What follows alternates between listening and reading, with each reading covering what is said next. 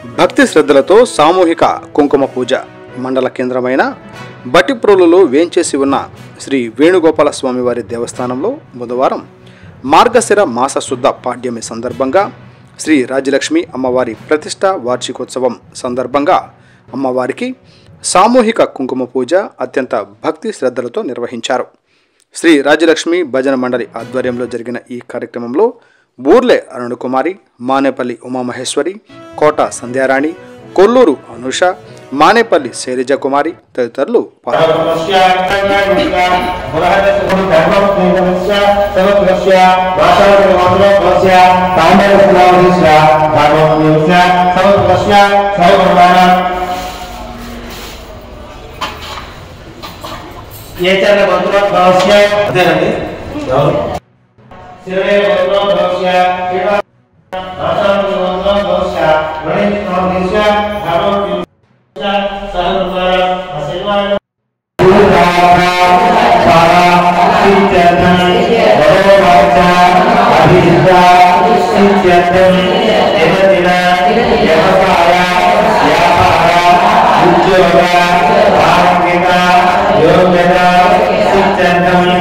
కొలువై ఉన్నటువంటి శ్రీ రాజ్యలక్ష్మి అమ్మవారి యొక్క 65వ వార్షికోత్సవ సందర్భంగా ఈ రోజున వేణుగోపాల స్వామి వారి సన్నిధిలో సామూహికంగా 40 మంది మహిళల చేత కుంకుమార్చన కార్యక్రమం జరుగుతుంది.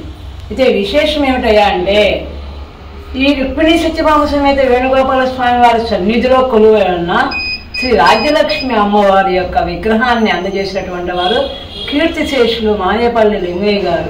అలాగే ప్రతిష్ట కార్యక్రమానికి పూజా కార్యక్రమాన్ని ప్రతిష్ఠించినటువంటి వారు శ్రీమాన్ పులికొండ రాధాకృష్ణమూర్తి గారు దంపతులచే జరిగింది. అయితే ఈ అమ్మవారి యొక్క విశేష కార్యక్రమాల్లో పాల్గొన్నటువంటి వారు ఆలకుర్తి వారు, మద్దుల వారు, అలాగే మానేపల్లి వారు, ఇలా ప్రముఖులైనటువంటి కుటుంబ స్త్రీలందరూ కలిసి ఈ యొక్క అమ్మవారి ప్రతిష్టకి కారకులై 65 సంవత్సరాల నుంచి కూడా ప్రతి ఒక్క కార్యక్రమాన్ని అంటే అమ్మవారి వార్షికోత్సవాన్ని కానీ, అమ్మవారి యొక్క శరన్నవరాత్రుల్లో కానీ ఇలా అన్ని కార్యక్రమాలు కూడా ఈ కుటుంబ సభ్యుల యొక్క సహాయ సహకారాలతో సామూహికంగా ఈ కార్యక్రమాలు చేయడం జరుగుతూ ఉంది. అయితే ముఖ్యంగా పెద్దల యొక్క అంటే పెద్దలంటే ఎవరు మానేపల్లి వారు కానీ పాలకుర్తి వారు కానీ మద్దులవాడి వారు ఇలా కుటుంబ సభ్యులు అందరూ కూడా నడిబొడ్డు శ్రావణ మాసంలో లక్ష్మీ అమ్మవారిని మనం 4 శుక్రవారాలు ఎలా పూజించుకుంటామో అలాగే ఈ మార్గశిర మాసంలో లక్ష్మీ అమ్మవారిని గురువారాలు పూజించుకుంటాము. మార్గశిర గురువారం లక్ష్మీవారం అని చెప్పుకుంటాము. శ్రావణ మాసంలో వరలక్ష్మి వ్రతం ఎలా ప్రాముఖ్యత చెందిందో ఈ మార్గశిర మాసంలో కూడా మార్గశిర గురువారం వ్రతాలు అని చెప్పి 5 గురువారాలు వ్రతాలు చేసుకుంటాము.